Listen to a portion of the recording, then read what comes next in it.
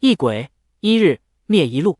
新大陆，陈凡双手拄着翡翠手杖，踩着有些硌脚的沙砾，站在沿海边，静静地望向远处。海面波浪起伏，潮湿夹杂着咸味的海风拂面而来。瘸猴站在陈凡身后，怔怔地望向少爷那随风而起的衣角。他自认跟了少爷这么久，对少爷应该比较了解了，但随着梵域发展越来越大，他很多时候都不清楚少爷心里在想什么。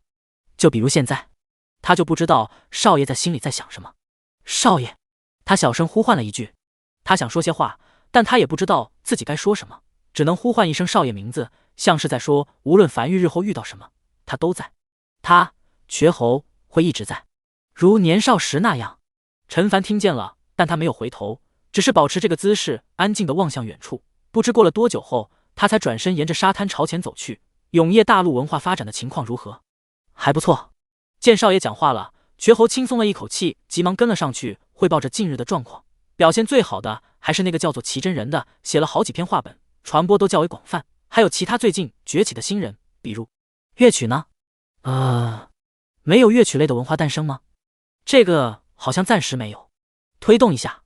陈凡直视前方，任凭海浪涌上岸打湿他的裤脚，也并未回头，只是笔直地看向前方。乐曲和文字是这个世界上最伟大的两个东西。就比如，现在如果能听首曲就好了。少爷说的是青楼里的那种曲。陈凡停下身子，背靠一眼望去无边际的海洋，抬起手杖轻拍了下瘸猴的脑袋，有些叹气道：是乐曲啊，能打动人心的乐曲，用于欣赏，不是喝酒作乐的那种乐曲。我大概明白了。瘸猴揉了揉头，嘿嘿笑了起来。上次好猫大陆派人来的时候，我听到他们队伍里有人在哼曲，我觉得挺好听的，或许两座大陆之间彼此可以交流一下，这样可以更快推进永业大陆的乐曲发展。少爷现在的状态就好很多了。刚才少爷一个人站在海边望向远处，不知为何让他有一种少爷明明距离自己很近，像是触手可及，却有终生难处的遥远距离感。陈凡看向瘸猴这副样子，不禁笑了起来。你去传令外宣阁，等通往好猫大陆的海底隧道修通后，由他负责和好猫大陆那边联系，两座大陆之间的文化可以交流交流，取其精华，去其糟粕。一主一仆就这样走在海边，在远处大量梵域成员或忙碌着，或待命着望向两人。不是每个人都有机会见到梵域域主的，此时都忍不住多看几眼，看看这个梵域的主心骨，看看这个一手创造了梵域并将梵域带到如此高度的掌权人。有女性梵域成员，但这些女性梵域成员望向陈凡眼里的情绪和其他人一样，却没有一丝爱慕。当陈凡刚刚崛起时，有不少年轻女性如冬梅般毫不掩饰地投来爱慕之意。伴随着陈凡站得越来越高，这种爱慕便消失了，变成了另一种情绪，一种无关性别的中性化情绪。就在这时，距离海滩较远的巨型传送阵，近万个阵纹如多米诺骨牌般被有序地不断点亮。当白光最炽的那一刻，十几个身高巨大的鬼皇凭空出现。狱主，神情显得有些亢奋的鬼皇95站在传送阵中央，将掌心里紧握的噬心鬼高举在空中，大声道：95不负众望，成功活捉鬼皇噬心鬼。此时的鬼王站在黄昏下，宛如凯旋而归的将军般，又如第一次拿到奖状的幼童，一路兴奋连跑带跳地跑回家，高举自己的奖状，期待父亲的夸奖。刹那间，所有梵域成员的视线都被吸引了过去，视线聚焦在鬼皇95掌心那个略显丑陋的噬心鬼。身材矮小，宛如侏儒，两颗巨大的眼珠近乎占据了整个脑袋。只是此时眼眶里的眼珠子明显被强行挖了出来，不见眼珠子，流淌着暗红色的血液，挣扎地挨着。梵域成员先是下意识望去，但很快又想起狱主的嘱咐不能直视。不过在发现无事发生，且看见这个是心鬼的眼珠子已经被挖出来后，才又再次望去。他们已经知道了绝望大陆发生的事儿。1日内，这座大陆上的所有人类全军覆没，起因便是这个看起来其貌不扬的是心鬼。一鬼1日灭一路，这在梵域史书乃至这片海域的历史中都是从未发生过的事情。此时的鬼皇95宛如全场的聚焦点，掌心高举的噬心鬼吸引着所有人的视线，包括瘸猴都不由下意识望去，想要看看这个凭一己之力灭了一座大陆的鬼物有何特殊之处。唯独陈凡，自从鬼皇95出现后，视线就一直落在95身上，并未看那是心鬼一眼。鬼皇95有些兴奋地笑着迎上陈凡视线。一人一鬼，本应水火不容的两个物种，却在黄昏下显得颇为和谐。95笑得很开心，他看懂了狱主的眼神。当所有人都在意他手里这个活捉回来的噬心鬼后，只有狱主一个人在意他回来了，在狱主眼里，他回来了的重要性要高于这个凭一己之力灭了一座大陆的是新鬼。陈凡安静地站在原地，望向鬼皇九五那有些得意，甚至有些洋洋得意的神情，突然忍不住笑了起来，随后不由摇了摇头。妈的！他讲了一句脏话。他其实不知自己为何要讲这句脏话，但不知为何，他现在就想说一句脏话。妈的！绝猴，你将这个弑星鬼带下去审问，负责从他嘴里撬出所有信息，问清楚他是从哪里知道的梵玉，来自哪个3级鬼族，距离永夜大陆有多远，此次对永夜大陆出手试探的动机是什么？我要知道一切消息。明白。绝猴重重点头应下，3天后必定让他将知道的全都吐出来了。审讯过程中确认信息真伪性的一个简单的手段，就是多次重复审问，倒叙、正叙、插叙等方式是不断提问，从而尽可能的确保信息真伪性。比如一个编造的虚假谎言是无法经得起多种叙事方式的提问，这个过程需要时间。我去负责陪审，免得这家伙起乱子。鬼皇95急忙自告奋勇。不用。陈凡摇了摇头，让你下面的鬼皇去一个就行，你陪我走走，今天风景不错。很快一众梵域成员也各自忙碌去，只有陈凡和鬼皇95两人走在岸边。足足身高数十米的鬼皇95有些尴尬的挠了挠头，狱主，要不还是找个鬼皇站在你身下吧，他身高比狱主高太多了，哪怕他已经尽可能弯腰，还是高，让他有些拘谨。不用。陈凡摇了摇头，单手拄着翡翠手杖站在海边，随意指了指不远处海面上的夕阳，如何，美吗？美。鬼皇95口是心非的答了一句，其实他很想说一版，护翼大陆上的黄昏后的风景比这里要美，其实昨天要更美。前天是蓝调时刻，也就是纯蓝，没有夕阳，是一场暴雨后纯蓝，更美。陈凡自顾自地说着，我很喜欢暴雨，或者说我很喜欢那种仿佛要摧毁整个世界的极危天气，但是我依旧觉得此刻的风景是最美的。没等鬼皇95回话，陈凡停下脚步，转身望向远处，轻声道，因为我不确定我能否看到明天，对我来讲最美的风景永远是此刻。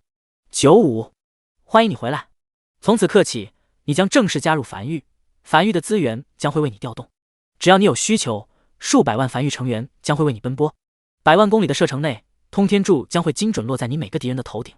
此后你会真正感受到梵域的资源调动，你不再在梵域中处于一个尴尬的位置，只要你不背叛梵域，我会推举你到一个很高的位置，一个高到你从未想象过的位置，你会在梵域史书里占据很多篇章。现在挺起身来。鬼皇95几乎下意识身子挺得笔直，呼吸有些渐渐急促的深吸了一口气，才尽可能的平复下自己的心情，沙哑道，是狱主。好了。陈凡突然笑了起来，说说你当时心里有没有想过，跟那个3级鬼族来的弑星鬼跑了，此后天高任鸟飞。我是鬼，不是鸟。鬼皇95憨憨笑了一声后才挠着脑袋，那家伙说了很多，还说我是天生的黑暗王者，只要振臂高呼，无数3级鬼族都愿尊我为王。我假意答应靠近，然后像抓小鸡仔一样一把拿下。没心动过？没有。鬼皇95摇了摇头，其实我很想说我心动过，但是因为某某又坚定了下来，这种自曝内心的发言显得比较真诚，但实际情况是我真的一点都没心动过。陈凡点了点头，没再就此多说什么，只是望向鬼皇95身上这身衣服笑了起来。我听护翼大陆那边负责开采海底遗址的梵域成员说，你只有在重要场合才会穿这身衣服。啊！鬼皇95有些尴尬的眼神飘忽着，其实也不是，平时不太爱穿，以前不穿衣服习惯了。这样啊。陈凡故作叹了口气，本来还打算让后勤阁那边给你们养老一族打造一批衣裳，都印上梵域成员的标识，然后新建一个95阁，让你担任阁主，给你特制几身阁主的衣裳。不过既然你不习惯就算了，反正也怎么聊得好好的突然跪下了。狱主！眼眶通红的鬼皇95双膝跪地，有些着急的手忙脚乱道，要的，这个真的要的，真的，我爱穿，真的爱穿，只有这么一套，是上次反映给我制定特大号梵域日报送来的，我平时不舍得穿，怕弄坏了，而且还有那个95阁，这个我真想要。狱主！陈凡忍不住再次笑了起来，这次笑得很开心，很大声，笑声顺着海风飘向远方。没理会95，只是再次朝前方走去，被海风稀释的声音都掩盖不了声音里的笑意。起来吧，如果这方天地真不给老子一处容身之地，老子就将这份天地炸了。2年后，谁不让老子活，老子一定让他死我前面。妈的！这声脏话铿锵有力，没有夹杂丝毫怨恨，反而笑得极其开心，像是在宣泄什么情绪一般。瘸猴正在不远处空地初步审讯着噬心鬼，在望向这一幕后，不由呆呆怔在原地，内心隐隐有些难受。少爷刚才和他待在一起的时候，可没笑得这么开心。狱主想明白了，不知何时凑过来的王奎望向已经独自一人在海边卷起裤腿淌水的狱主，面色复杂的轻声道：“你跟狱主醉酒，你应该知道狱主是一个安全感极低的人。前些日子，这片海域一个3级鬼族都没有，只有距离3级种族一步之遥的鬼族都被狱主强制清除了，甚至这个月内还要清除那些距离3级种族2步之遥鬼族。而现在突然冒出来一个3级鬼族，你想想，狱主会不会害怕？少爷会害怕吗？”瘸猴下意识的呆呆道：“他感觉如今梵域很强啊，哪怕面对3级种族，应该也有一战之力，不至于害怕才对吧？”害怕？王奎无奈的点了点头。你怎么还没明白？狱主不是那种面对强敌打不过的害怕，而是身边多了一个不稳定因素的害怕。就比如梵域为什么要准备清除那些距离3级种族还有2步之遥的鬼族？因为害怕。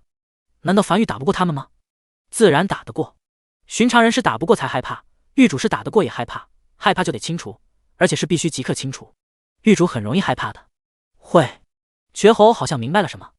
而且，王奎望向身旁负责陪审的鬼皇向阳，缓缓道：“狱主刚才也在害怕95一去不返，但狱主内心或许只有3成是害怕一个黑暗王者崛起，另外7成是害怕背叛。这意味着，在95心中，一个3级鬼族的吸引力要大于梵域，被自己人否定了梵域的发展潜力和自己的人格魅力。这个事情或许对狱主会有些打击，是这样吗？”瘸猴有些古怪地望向王奎。被瘸猴眼神看得有些不自信的王奎下意识避开视线。这个应该不是，我猜的，你知道的，最近奇真人那边出了一本以梵域为原型的官场小说，我看得有些入迷，忍不住过度解剖下。哦，那个我知道，据说主角原型是你王奎，你这是看着传去了吧？啰嗦，你快审你的吧。狱主虽然现在笑得很开心，但还是很害怕。你知道，狱主一害怕就要开战。2年后，这个荒族要是灭不了，你就别想看着狱主能睡着觉了。王奎走了，是新鬼虽然抓回来了，但绝望大陆这个摊子还需要解决。负责陪审的鬼皇向阳站在原地看了眼四周忙碌的梵域成员，又望向远处跟在狱主身后的鬼皇95，隐隐内心好像明白了老大的选择。他最后还是选择了跟老大回来。他跟老大接触不久，但老大给他感觉很好，重情重义，知道他刚加入不久，专门带上他给他刷工，把他正式介绍给自己老部下，让他感受到了一种前所未有的尊重感。所以，虽然他当时并不认可老大的决定，但还是跟着老大回来了。很好，向阳，当时看你给自己取这个名字，我就知道我们是一家人。当时，老大笑得很开心。就在这时，他感觉到脚踝传来一阵刺痛感。只见一个梵域成员拉着一个骷髅马车走到他身旁，仿佛生怕他听不见一样，扯着嗓子高吼道：“梵域95阁2级成员向阳，这是后勤阁为你准备的定制专属梵域服饰，共3套，有损耗登记上册，统一更换。梵域2级成员的每月薪水是1000枚鬼币。这个是梵域最新的身份令牌，上面有定位阵法和阵阁那边新研发塞进去的传音石，拥有表明身份、定位、传音、操控部分建筑权限等效果。目前你的令牌并无任何建筑操控权限。至于其他的，这里是梵域手册，你拿回去后自己多看看。”这个梵域成员扯着嗓子吼完后，才艰难地从马车上搬起那一摞巨大的衣服，重重放至向阳脚边，才又牵着马车朝其他鬼皇走去。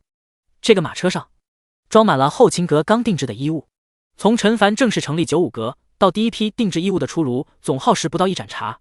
这批衣物便热乎的从新大陆的生活工坊新鲜出炉。梵域的后勤补给速度，在后勤阁的带领下，一直是保持着极快的速度。后勤阁的宣言就是：没有最快，只有更快。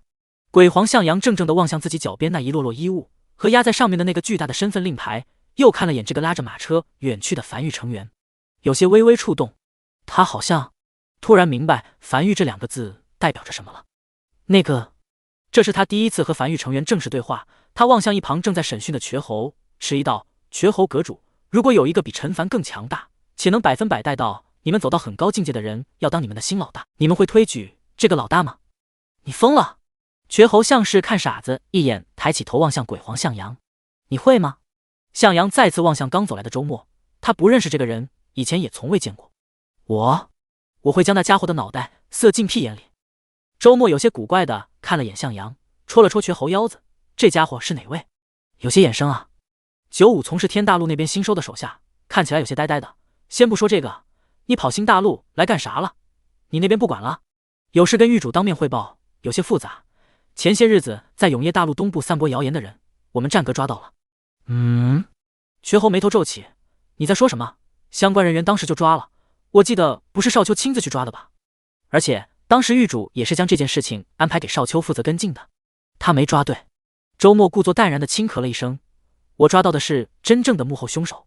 其实也不用当面汇报，但天老爷啊，麻烦能不能看一看他们战阁啊？他们战阁想要立一次功多难啊！他们维持了永业大陆治安和平没错，也有功没错，但没有一次能上得了台面的大功啊！整个战阁上下都迫切的需要这么一次大功，而他当时就感觉情况不对劲，这种诛心谣言肯定是预谋已久，怎么可能相关人员这么快就被抓到？所以他派出战阁成员前往当地细细调查，终于让他抓到了。暗阁没做到的事儿，他们战阁做到了。好不容易立一次功，必须当面汇报，晚一日都不行。对了，狱主现在心情怎么样？很不错，那更好了。周末神情满意的点了点头，我去找狱主汇报去了。今晚先请你喝顿小酒，等我庆功宴的时候，我们再大喝一场。他就这样哼着小曲，准备找狱主当面汇报去了。好不容易轮到他立一次功了，这心情啊，倍儿美，就开心。但没过多久，周末又一溜烟的跑了回来，有些疑惑道：“狱主人呢？我没找见啊，刚才还在那儿呢。”瘸猴望向海边，应该是回繁狱了吧？要不你先用传音符跟狱主讲一下，你要汇报呢？不行，我要当面汇报，那种突如其来的感觉，不紧急吗？不紧急，先不跟你说了，我先回繁狱了。去吧。周末阁主，新大陆传送阵旁，一个繁狱成员满眼歉意的望向周末，你身份令牌上显示，你一天内只有3次使用大陆级传送阵的机会，你今日已经用完了，无法再次使用，也可以自费。从新大陆通往繁域无名山传送阵的花费为50万枚鬼币，你的身份为9级成员，拥有3折内部购物的权限，只需消耗15万枚鬼石即可。周末面色有些发青的僵在原地，他今日收到消息后，就乘坐传送阵去了一趟永业大陆东部，一个来回加上来新大陆，3次机会就这样用完了。自从才阁成立后，那个才阁阁主天策也是算术榜首，浑身腱子肉，曾经是酒楼的掌柜，看得出来应该没少吃自家的牛肉。颁布了数个政策，其中一个就是繁域内部有滥用传送阵的情况，一些并不紧急的人员运输也会乘坐传送阵，而不是乘坐非洲、高铁等工具，导致繁域每月在交通出行这方面的内部损耗极大。于是趁着繁域身份令牌的更新换代，才阁那边给所有人的身份令牌都规定了每日可乘坐传送阵的最大次数。按照繁域如今的内部成员等级，阁主是次高一等，也就是9级成员，10级成员只有一个，就是狱主，可想几乎重大权限。一些需要多次往返的部门，比如后勤阁阁主小丘也是9级成员，每日可使用跨大陆级传送阵的额度是10次。像战阁白骨阁的阁主虽为9级成员，但额度都只有3次。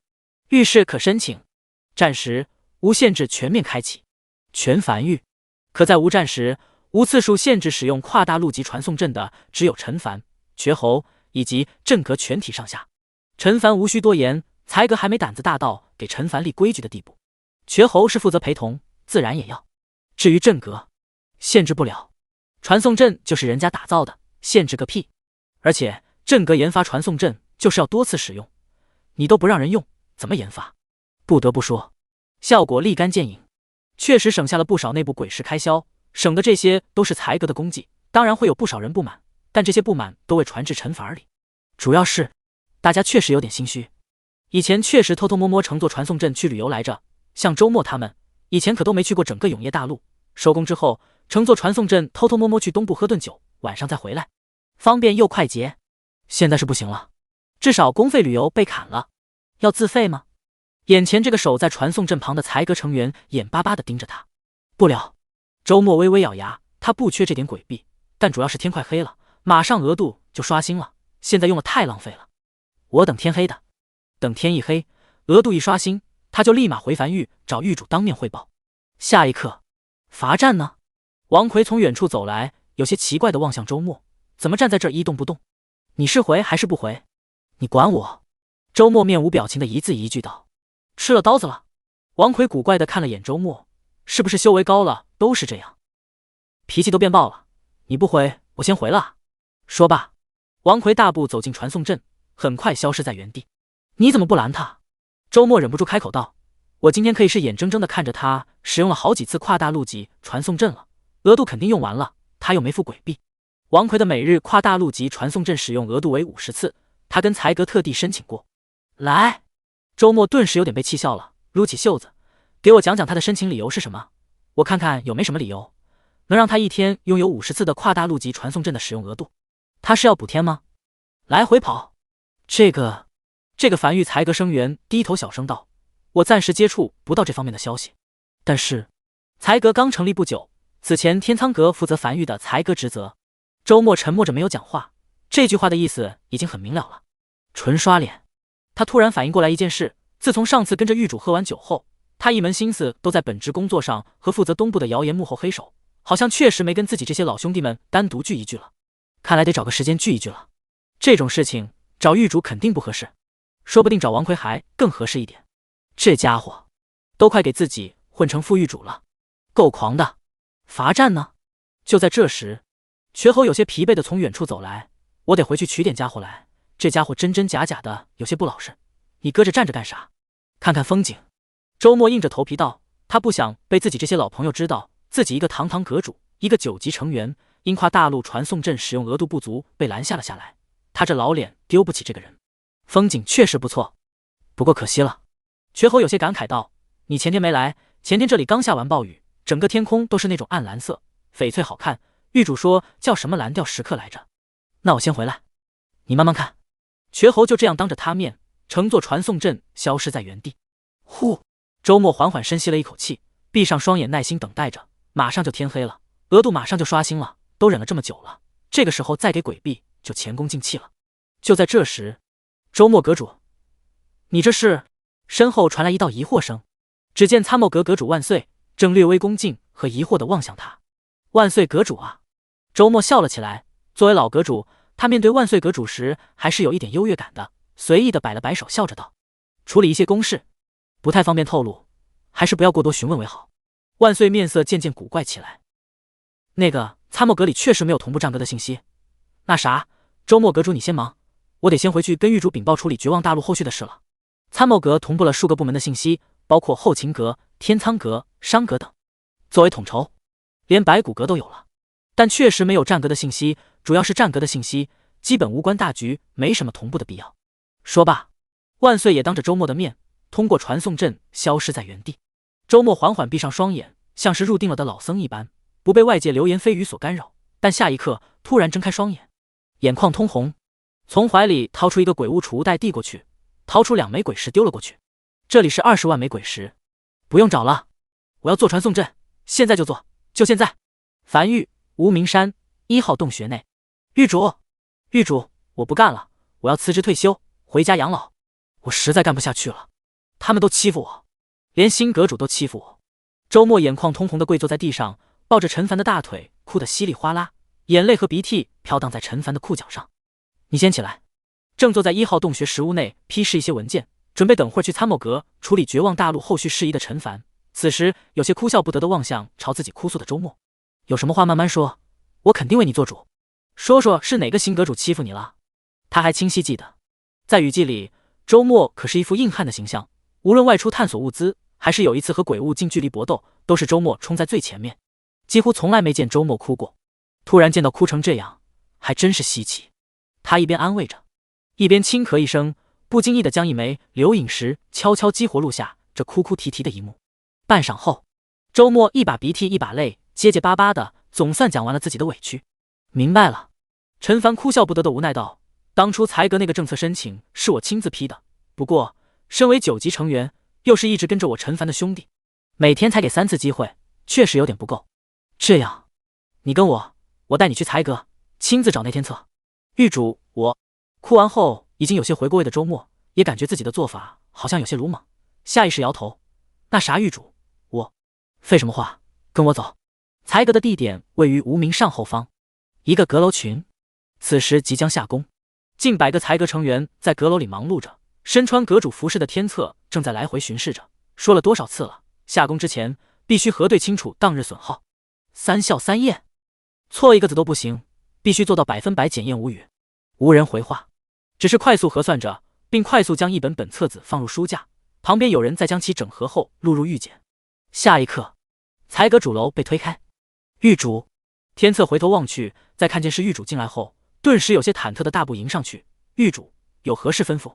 他内心开始疯狂思索，这些日子可否出什么差错？如有命令，会通过传音符传令，而不是这种直接登门。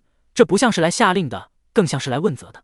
陈凡望向摆放在屋内的一个个书架，上面摆放着大量玉简，其中最近的一个玉简下方的贴纸是永业新历02年3月3日凡玉总开销登记。不错，陈凡略微满意的点了点头。成立财阁后，凡玉的财务支出确实清晰了不少，而且确实省了很多不必要的鬼时。天策微松一口气，还没等多说什么，便听见陈凡话锋一转：“你的那个传送阵限制使用次数的政策大体是没问题的，不过具体落地的时候还是要多方面考虑的。比如……”陈凡扬怒的搂着周末肩膀：“这可是跟着我从江北荒原雨季闯出来的老兄弟，凡玉9级成员，战阁阁主，你就给他每天3次跨大陆级传送阵的使用次数额度，是不是有点太低了？万一有个什么紧急情况要汇报，是不是还得自费乘坐传送阵？”天策愣在原地，有些茫然地望向周末。他想过100个狱主问责的事情，就没想过会因为这个。战阁负责管理大陆内部治安的，能有什么紧急情况要汇报？就算有紧急情况活汇报，3次机会不够汇报的吗？所有人的额度都是他深思熟虑过的，不是脑子一拍就定的。但此时不是想这个的时候。天策顿时面色认真的严肃道：“确实是有些工作失误，狱主教训的是，我这就将周末阁主的额度调到单日50次，和王奎阁主同一个额度。”行。陈凡突然又笑了起来，望向天策：“这些日子的表现我都看在眼里，很不错。有些政策虽然推进起来有些阻力，但该推进还是要推进的嘛。辛苦了。